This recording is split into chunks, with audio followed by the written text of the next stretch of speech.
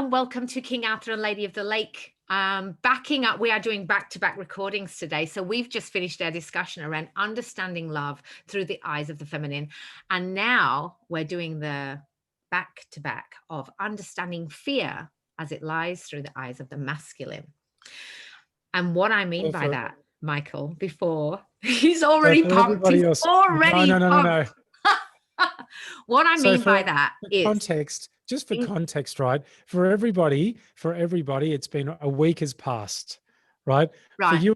For you and me, it's been 5 minutes. We literally stopped recording and then we went and did our thing very quickly. And then we came back and it's 5 minutes. So we have just finished that real meaty, juicy discussion about love and understanding love. And now we're stepping straight into understanding fear.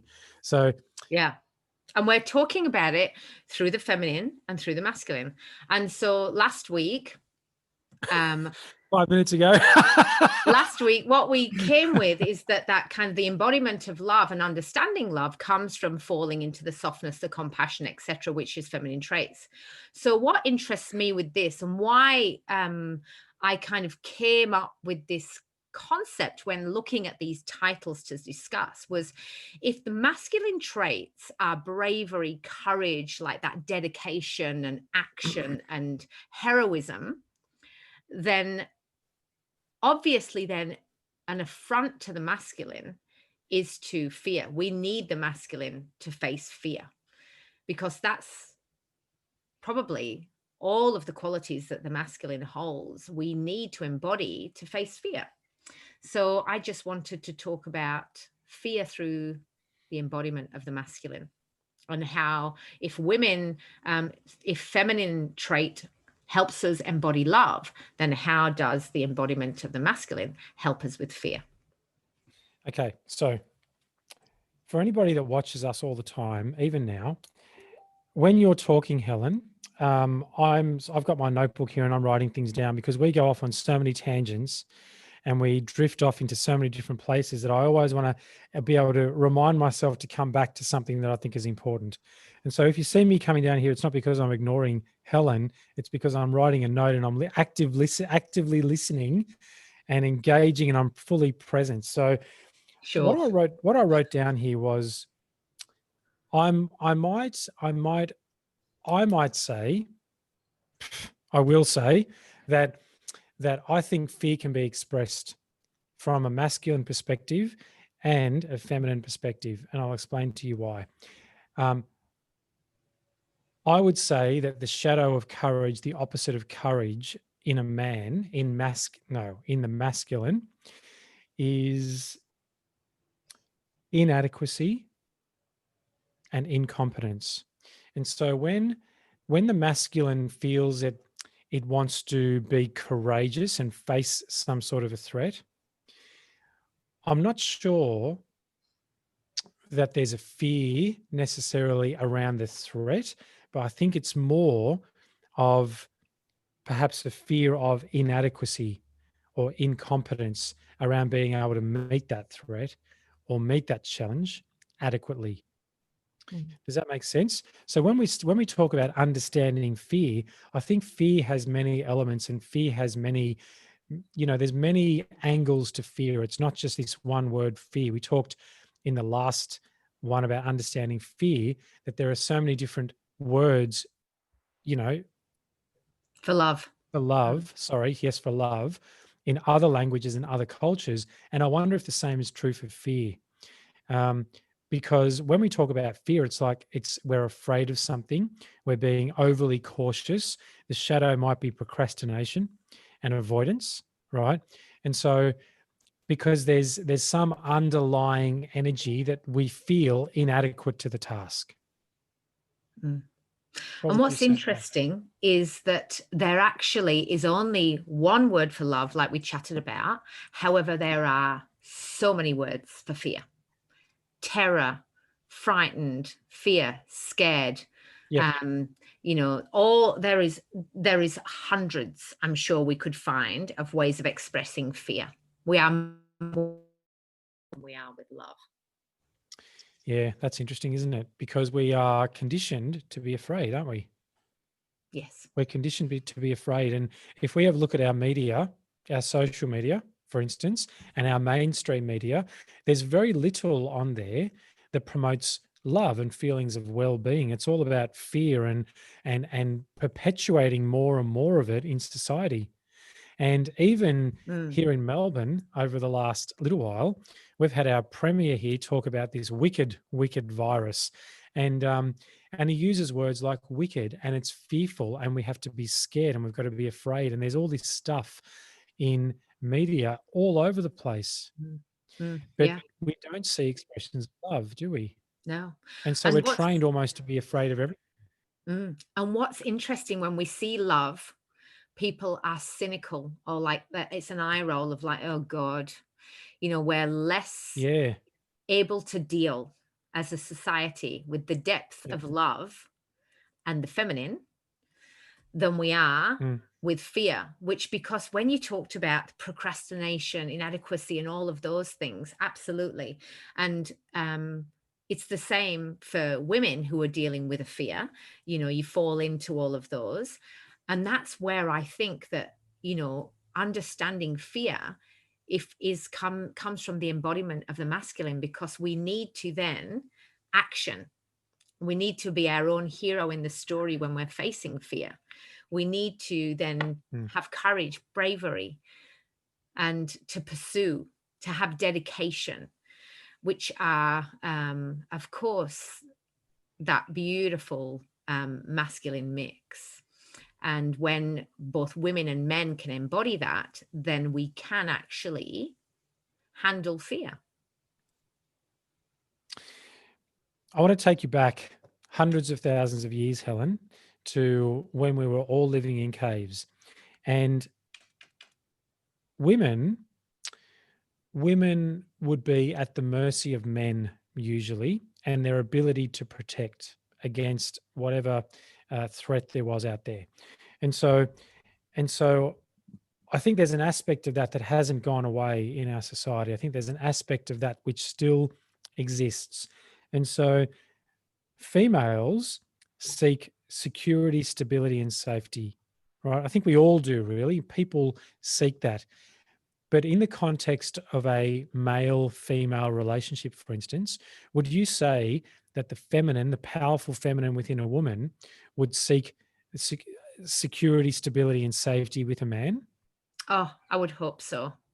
I think that's the So would whole I. beautiful dynamic within a relationship. And I think, as a sole Absolutely. parent personally, it's the one thing that I find that I have to constantly kind of pull up my masculine to get through difficulty, because I don't have the masculine partner to assist me with that. So I find that I'm often having to be a lot more powerhouse than I would like to be, because it would be lovely to be able to kind of relinquish some of that to be supported.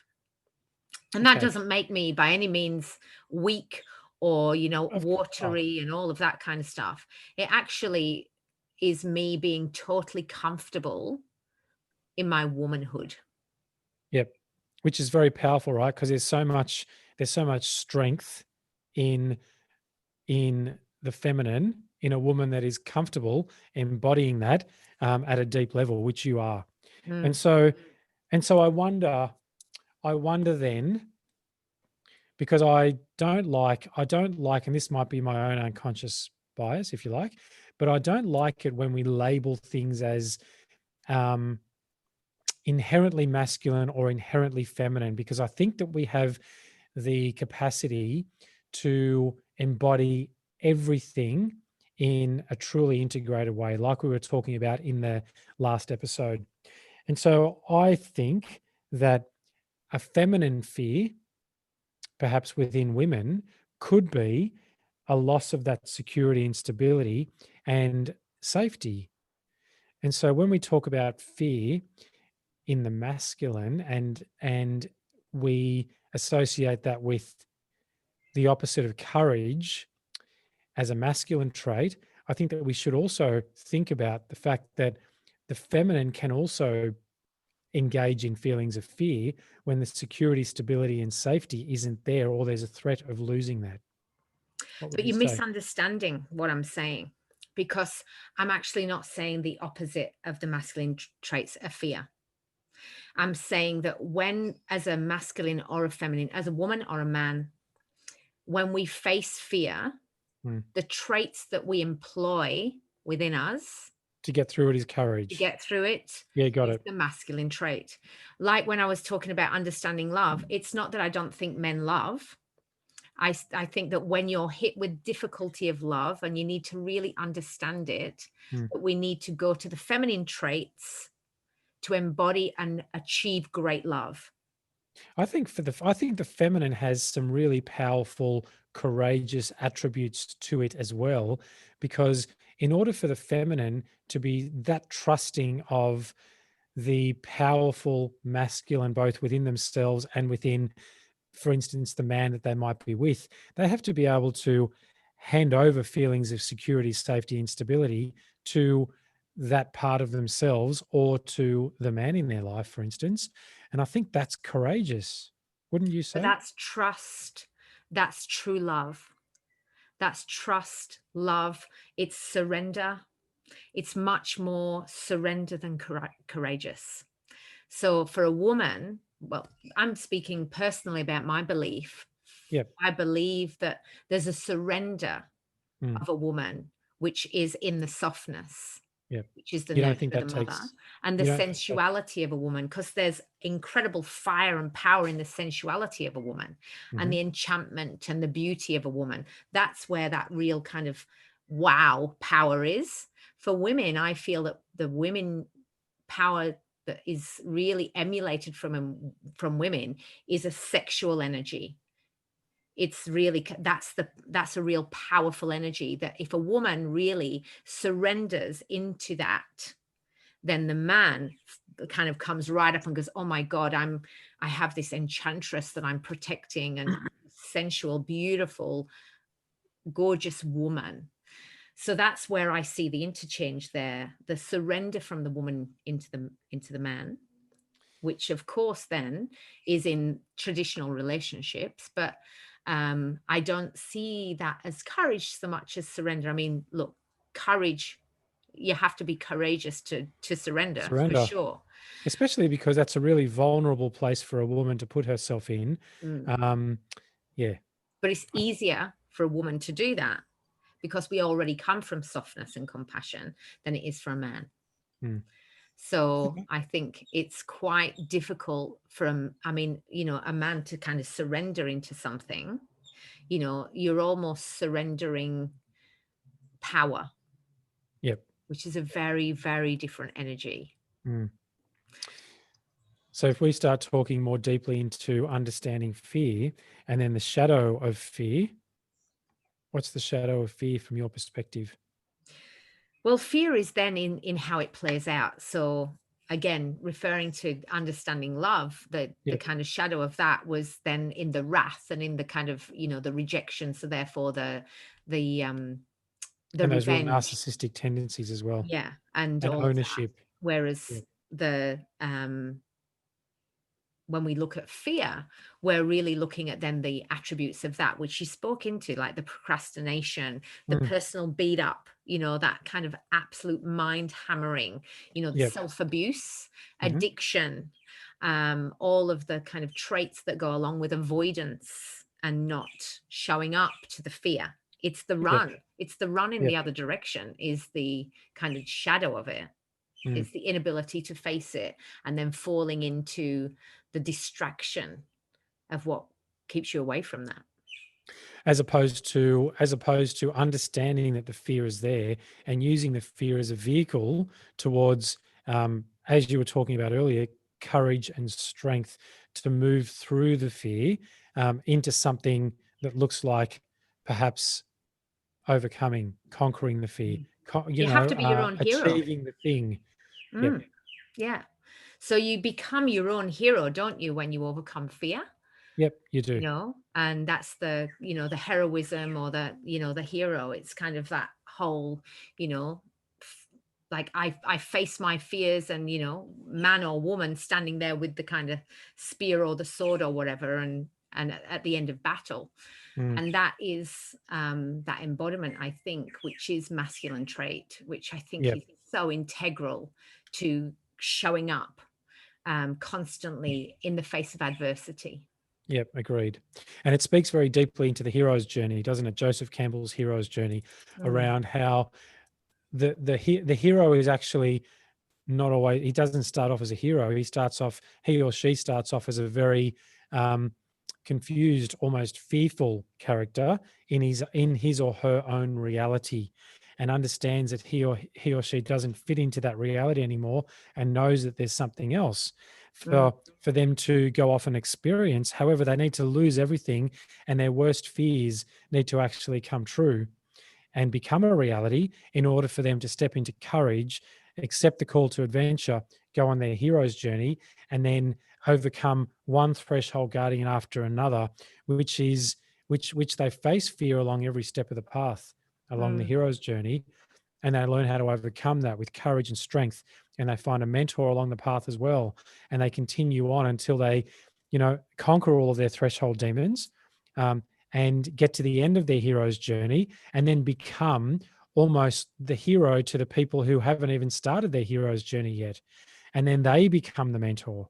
mm, So it's a very interesting dynamic, fear and understanding fear, because there's a full circle that we go through with fear, and it never actually ends. We're fearful of something, and then we face our threshold guardian, overcome our threshold guardian, conquer the fear, develop courage.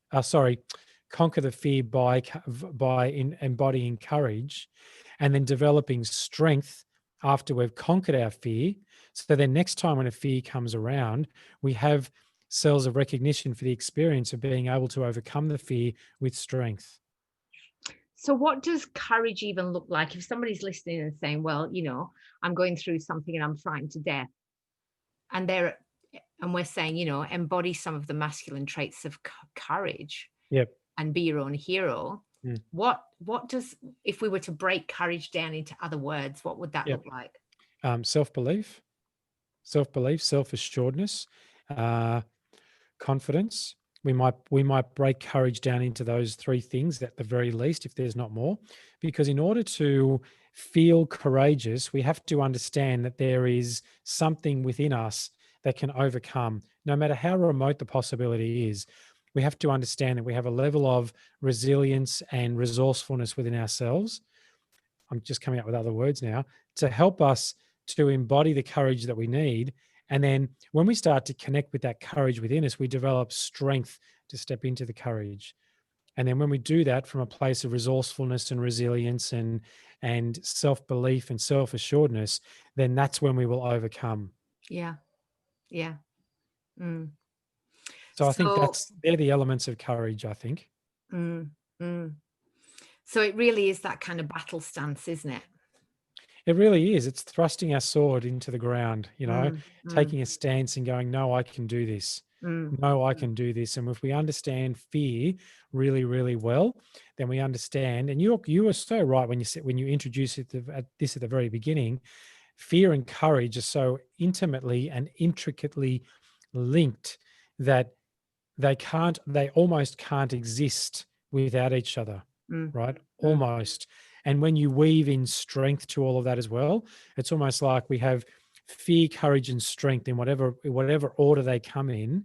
And then you've got all these sub areas in between, which we talked about before: mm. resilience, resourcefulness.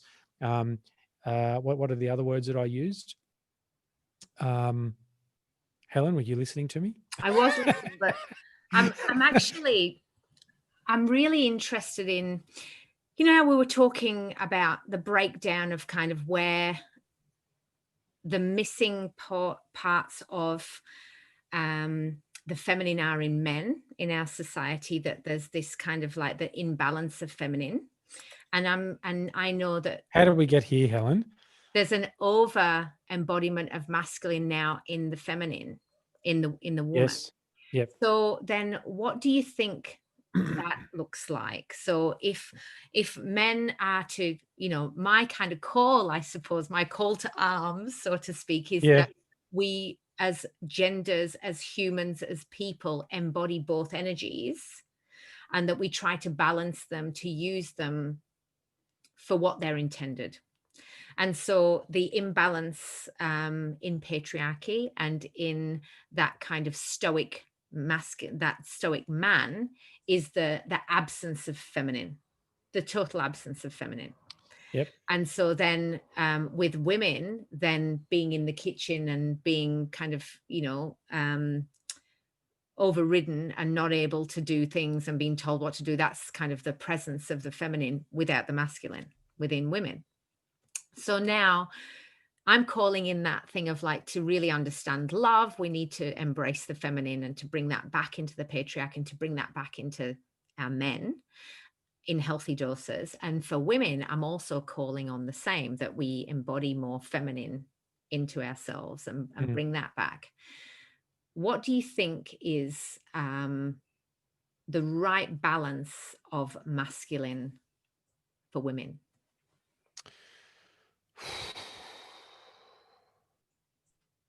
The right balance. I could get into so much trouble answering this question the wrong way. It's not a setup, I So promise, but let I've just me realized what just I've asked you.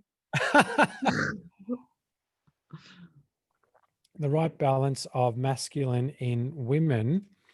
Okay, So that so they can here's use it to embrace fear and that what's a healthy masculine within a woman? well, I think an embodied masculine within a woman is the ability to be able to discern in their own environment whether there is a appropriate or inappropriate fear, a rational or an irrational fear around their level of safety, security, and stability. And if there is a rational fear around those three things, that somehow they're a threat, then they need to be able to know and discern to be able to step into their masculine to protect themselves. Mm, that was beautiful. Do you like that? That's Oh, why I just, proud moment. yeah, I'll take it. I'll take it.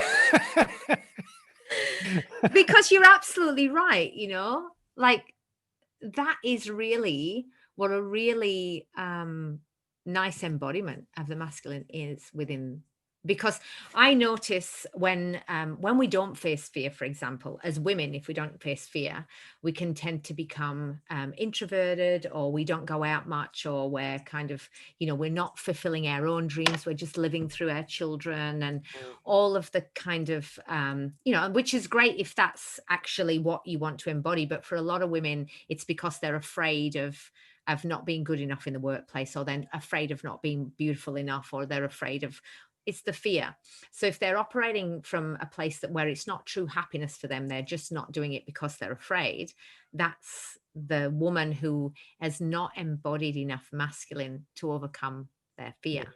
Yep. And where I see it in men, that kind of when they're facing their fears and there's the like real deep depression, and they're losing their ability to hang on to the masculine because they're overcome with the need to feel, and because that's new, it's overwhelming.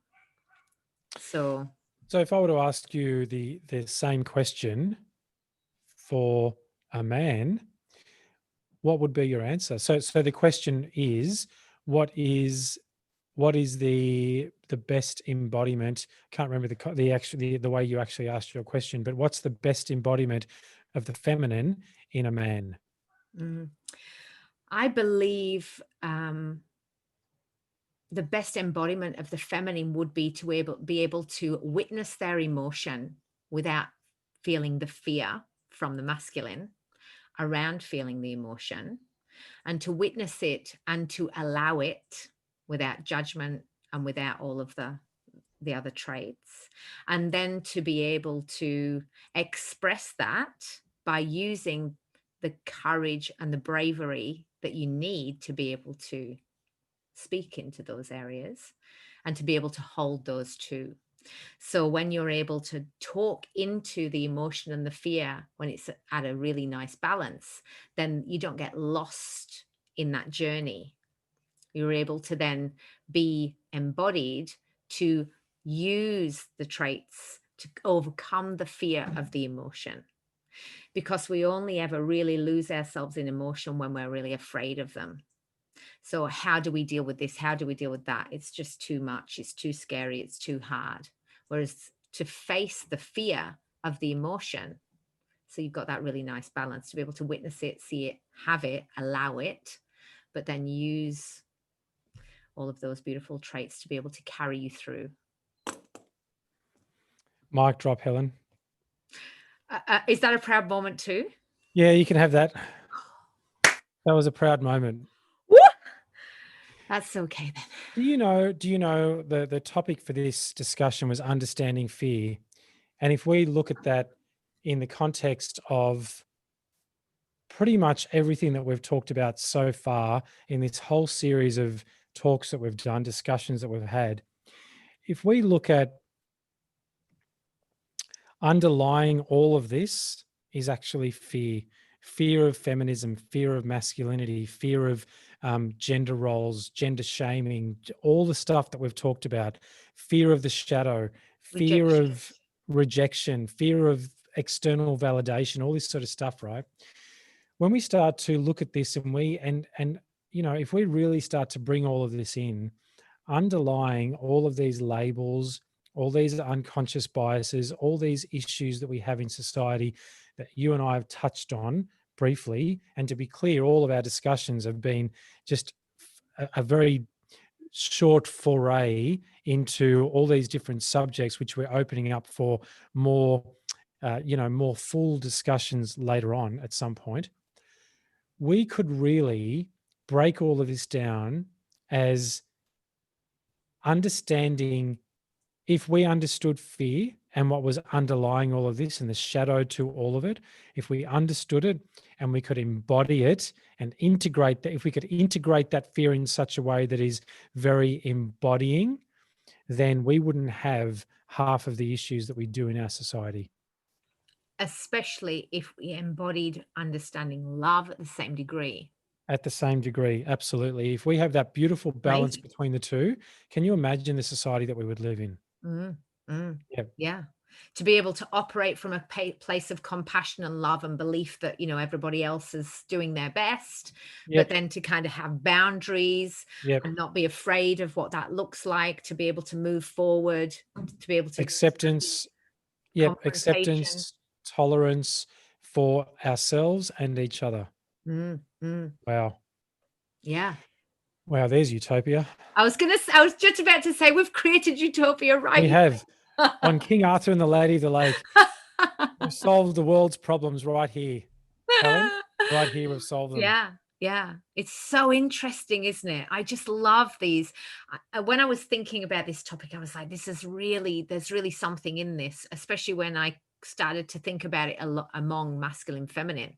And I really love how that's come full circle, because we're all, like we were saying before, we're all afraid of something, and it's actually accepted. And more, you've got more in common with people the more you talk about your fears. That's than, right. than more that you love, or it's very, very interesting. So very good. Well, I think that's a good roundup. What do you think? Yeah. Perfect. Awesome. All right. Thank you, Michael. Thank you, Helen, and thank you everyone for watching this back-to-back session of King Arthur and the Lady of the Lake. But for you, it's been a week. So we'll see you next week, really, because we're not doing a third one today. But we'll see you next week on King Arthur and the Lady of the Lake. And please be sure to subscribe and leave your thoughts and give us some suggestions as well on what you would like us to discuss on future episodes of King Arthur and the Lady of the Lake. Thank you very much. Many thanks. Bye.